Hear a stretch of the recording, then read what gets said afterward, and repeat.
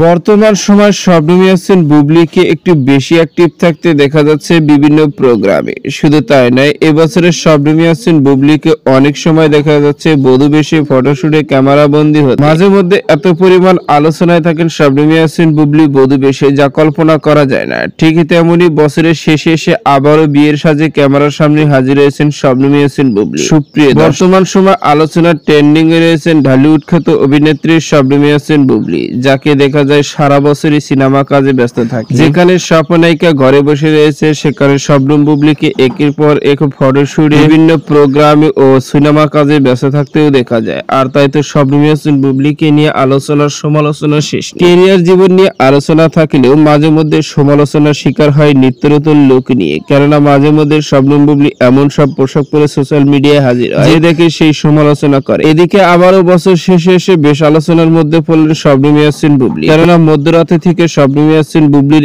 একটি ফটো সমাজ যোগাযোগের মাধ্যমে ভাইরাল হয়েছে। যে ফটোতে শবনম ইয়াসমিন বুবলীকে দেখা যাচ্ছে বিয়ের সাজে ক্যামেরার সামনে হাজির হয়েছেন, কি দুর্দান্ত হাসি মুগ্ধ করারই মতো। ফটোটি দুর্দান্ত লোকে দেখা যাচ্ছে বধূর সাজে ক্যামেরার সামনে হাজির হয়েছেন। আর এই ফটোটিকে কেন্দ্র করে এক ধরনের আলোচনা হচ্ছে সোশ্যাল মিডিয়ায়। মন্তব্য রয়েছে শবনম বুবলী আবারও বিয়ের সাজে ক্যামেরার সামনে হাজির হলো কেন? এদিকে জানা গেছে শবনম ইয়াসমিন বুবলী নাকি গোপনে আবারও একাধিক সিনেমায় শুটিং করছেন, কিন্তু কোন কোন সিনেমাতে কাজ করছেন এ বিষয়টি এখন পর্যন্ত জানা যায়নি। তো সুপ্রিয় দর্শক, ভিডিওটি আপনার কাছে ভালো লাগলে একটা লাইক দিন। নিত্য নতুন ভিডিও আপডেট পেতে চ্যানেলটি সাবস্ক্রাইব করুন। অসংখ্য ধন্যবাদ ভিডিও করার জন্য।